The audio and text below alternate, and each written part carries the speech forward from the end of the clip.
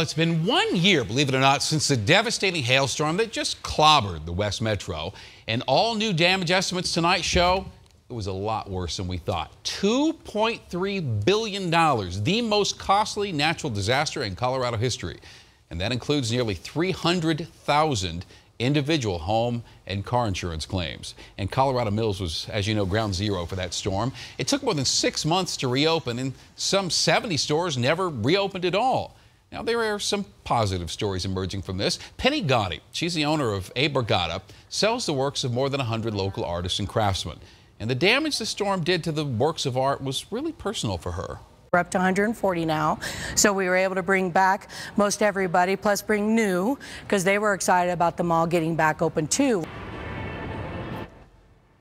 Now, the drama is not over. Earlier this year, the operator of the Dairy Queen Orange Julius there in the mall sued Simon Property Group, saying there's still a lot of unfinished work, and that has drastically reduced the number of shoppers there. While so many of you are still waiting on repairs from the hailstorm, one Denver developer says his green roof saved him a lot of headaches. Jennifer Kovaleski is on that very roof. Jen?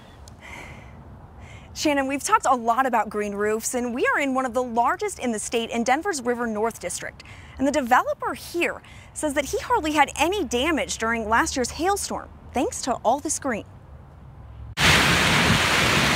1 year ago today, this hailstorm rocked downtown Denver as golf ball size hail wreaked havoc on cars and roofs, causing a whopping $2.3 billion in damages statewide. All of the membrane roofing was required to be replaced as part of the hailstorm. Hundreds of thousands of dollars in damages happened here at the Flight, Kyle Zeppelin's latest office project in Denver's River North District. All that went into the landfill.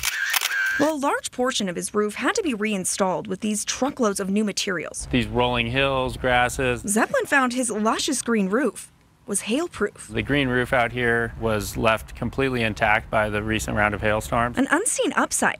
Zeppelin says more than outweighs the upfront costs. That's not likely to be the last hailstorm, so there's that advantage, and then this provides a significant insulation value. We'll get started with our Green Roofs Review Task Force. Voters passed Denver's Green Roof Initiative last November, and city leaders are in the process of overhauling the requirement to give builders alternatives to having to install them. It would cost about $137,000 more for a building of 25,000 square feet to comply. Those costs are why City Councilwoman Mary Beth Sussman says the city is working to change the rules. It's a win-win. For Zeppelin, he says his green roof is already paying for itself and hopes his story will push more developers to do their part to reduce Denver's growing ozone levels. Developers are making a lot of money right now. It's nothing new to have buildings be regulated.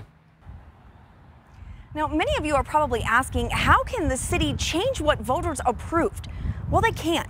They have the power to do so. They just have to wait 6 months until after an ordinance like this takes effect. They do plan to get input from the public and hope to have a final vote on these rules sometime in July or August. Reporting live in downtown Denver tonight, Jennifer Kovaleski, Denver 7.